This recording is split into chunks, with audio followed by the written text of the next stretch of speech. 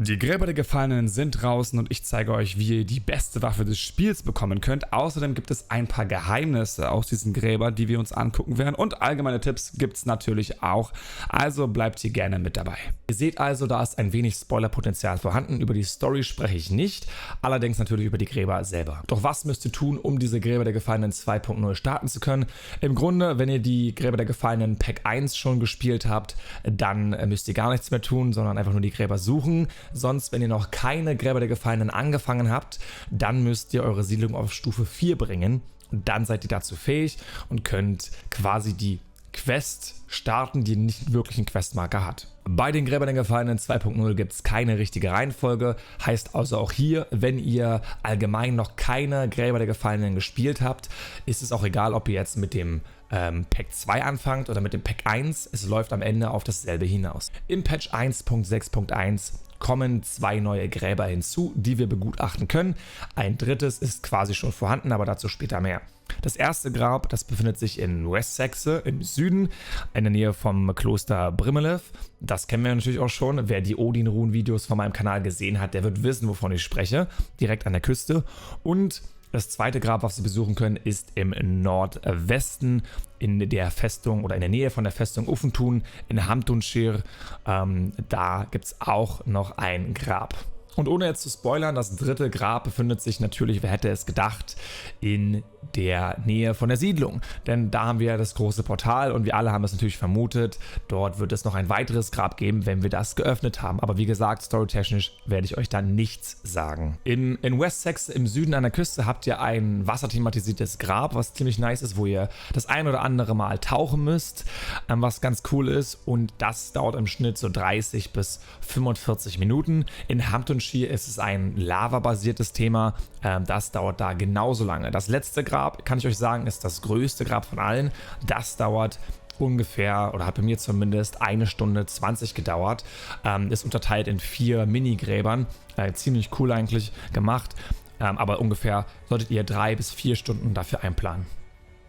Diese ganzen Gräber sind eine Hommage an die Gräber von Assassin's Creed 2 und Brotherhood, wo man ein bisschen nachdenken muss. Deswegen gibt es nur ein paar allgemeine Tipps von mir. Skill braucht ihr in der Hinsicht nicht wirklich, sondern ihr müsst nur ein bisschen nachdenken. Ein Ding ist aber, ihr solltet keine Angst vor Schaden haben. Mein Charakter ist zumindest Level 535. Ich habe ein paar Fertigkeitenpunkte verteilt und mir hat das Feuer keinen Schaden zubereitet, ein bisschen zumindest, aber auch im Wasser, gut, im Wasser ist es nicht so relevant, da gibt es diese Stacheldinger, die fügen auch ganz wenig Schaden hinzu. Dementsprechend die Angst vor diesem Schaden braucht ihr gar nicht haben, also vor allen Dingen im Lava-Bereich, weil der ist so gut wie fast gar nicht da, außer ihr seid zu lange natürlich in der Lava, das ist logisch. Aber da müsst ihr euch keinen Druck machen, sondern könnt dann ganz entspannt auch mal runterfallen in die Lava, das ist egal. Dann der zweite Punkt, der mir vor allen Dingen bei dem Grab in Wessexe geholfen hat, war ein Punkt, ich habe an einer Stelle mehrfach probiert, immer wieder dasselbe zu probieren, also einen Stein zu bewegen oder diese Kugel rüber zu werfen irgendwie über eine Mauer, damit ich diese Kugel weitertragen kann.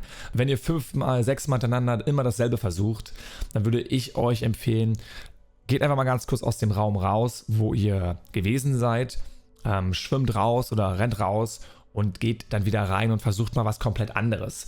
Denn hier in diesem Fall bin ich gefühlt 5, 6 Mal im Kreis gelaufen, bis ich irgendwann mal gemerkt habe, ach Digga, du kannst diesen Stein, diesen Hinkelstein ja bewegen, um dann Gewicht auf dieser Plattform auszuüben, dass du halt dich weiter fortbewegen kannst mit der Kugel, die du benötigst halt, um das Tor zu öffnen. Also sowas zum Beispiel ist mir passiert, ich habe es einfach nicht gerafft. Und erst, sage ich mal, als ich kurz mal rausgegangen bin, aus dem Raum und wieder rein, habe ich es dann realisiert. Sonst könnt ihr mir natürlich noch weitere Tipps in die Kommentare packen, dass auch alle anderen das lesen können, dass wir gemeinsam hier eine schöne Tipp-Sektion haben und alle die Gräber einfach meistern können. Aber mehr gibt es eigentlich auch nicht zu den Tipps, denn ja, es ist eine wirkliche Kopfsache. Lasst euch Zeit, stresst euch nicht, genießt die Gräber und dann kriegt ihr ein paar wunderschöne Belohnungen, nämlich 3 Waffen insgesamt. Im Grab von Hamtunshir bekommen wir nämlich in Verikas Grab seine Sichel, Verikas Sichel. Eine scharfe Sichel, welche nicht die Last der schändlichen Geschichte ihres vorherigen Besitzers trägt. Man sagt, sie würde sich entzünden, wenn sie genug Blut vergossen hat. Und klar, das ist natürlich der Hinweis auf den Perk. Nach 3 getöteten Gegnern entzündet sich deine Waffe. Ist ganz nice. Geht 20 Sekunden. Auch nices Design. Ja, diese Schuppenklinge. Dann den Kopf von Verikas höchstwahrscheinlich. Und die Schlange an sich. Ganz nett auf jeden Fall. Und die zweite Waffe, die wir bekommen können, ist... Ich muss gerade selber mal gucken, weil ich es jetzt gerade nicht mehr aus dem Kopf weiß. Im Grab in Wessex, im Wassergrab, bekommen wir dann von Tokudomnus seine Bartaxt. Und der Effekt dieser Axt ist eigentlich ziemlich nice, wenn du gegen Bossgegner kämpfst.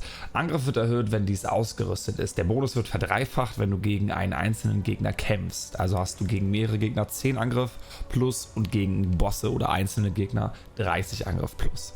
Tokudomnus Bartaxt. Diese schwere Bartaxt ist besonders für den Zweikampf geeignet und wurde von dem großen Tokudomnus auch in jener Schlacht geführt, in der er sein Leben ließ. Sieht aber nice aus und hat natürlich Wasserdesign, das heißt also so eine Art Oktopus als Kopf. Ziemlich nice und bewegt sich auch relativ schnell in der Kombination mit einer anderen Bartaxt zum Beispiel, also Doppel-Bartaxt-Kombi. Hat sich das ganz gut gespielt, auch während der Gräber oder davor auch. Das fand ich ganz nice. Und die letzte Belohnung ist natürlich das, auf was wir gewartet haben, nämlich ein Edenschwert. Das lodernde Schwert, und natürlich haben einige von euch es schon gesehen. Ihr könnt mir mal gerne reinschreiben, wo ihr dieses Schwert schon gesehen habt, und dann schauen wir mal, ob ihr richtig lagt. Dieses Werkzeug wurde von den alten Göttern gebaut, um Energie in Bahnen zu lenken und zu verteilen. Als Waffe eingesetzt können damit Energieladungen verschossen werden. Ein Energiestoß wird bei einem leichten Angriff auf dein erfasstes Ziel gefeuert. Ist 5-mal stapelbar und hat eine Abklingzeit von 15 Sekunden. Bedeutet also, wenn ihr in der Entfernung seid und leichte Angriffe durchführt, dann habt ihr quasi noch einen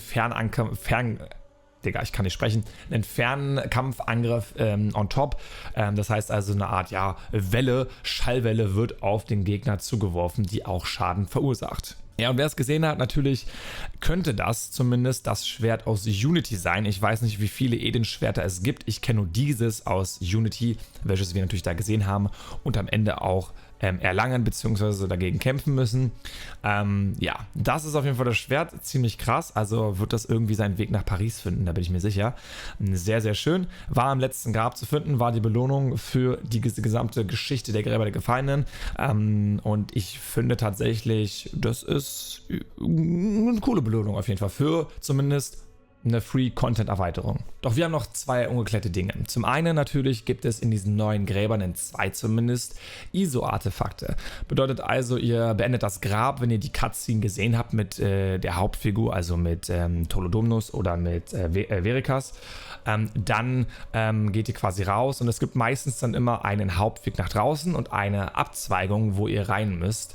Im Wassergrab müsst ihr ein bisschen tauchen und dann habt ihr unter Wasser dieses Artefakt, wo Eivor dann ein Wort von sich gibt, und im Lava-Bereich ist es relativ easy gehalten. Da müsst ihr einfach nur einen Abgang nehmen und in eine quasi Höhle gehen. Und dann habt ihr diese beiden Artefakte.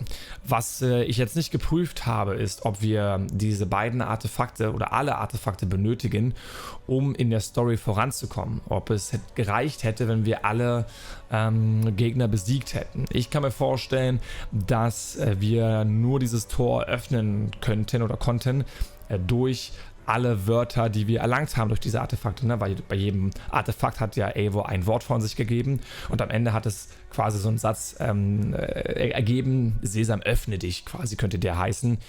Access the Animus hat das Ganze schon übersetzt, könnt ihr immer hier gerne in der Infokarte bzw. in der Beschreibung mal abchecken.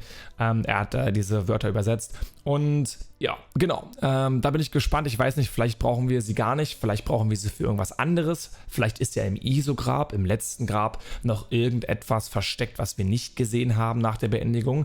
Bin ich auf jeden Fall sehr, sehr gespannt. Sonst hoffe ich natürlich, dass ihr wirklich eine schöne Zeit hattet mit diesen Gräbern. Das war für Free-Content, glaube ich, eine coole und abwechslungsreiche Sache. Mir hat es gefallen auf jeden Fall und ich bin gespannt, ob da vielleicht noch eine Verbindung zur Hauptgeschichte kommt. Wir sehen uns im nächsten Video, meine Freunde. Wenn ihr abonniert habt, dann wisst ihr ja, die Glocke gerne betätigen, da verpasst ihr keine Videos mehr von mir. Und sonst sehen wir uns im nächsten Video. Und ja, ich freue mich drauf und der Eivor auch. Was? Höre ich da die Glocke? Nice. Jetzt heißt es für euch abwarten und Met trinken. Auf dass wir uns im nächsten Video wiedersehen. Bis dahin, euer Eivor.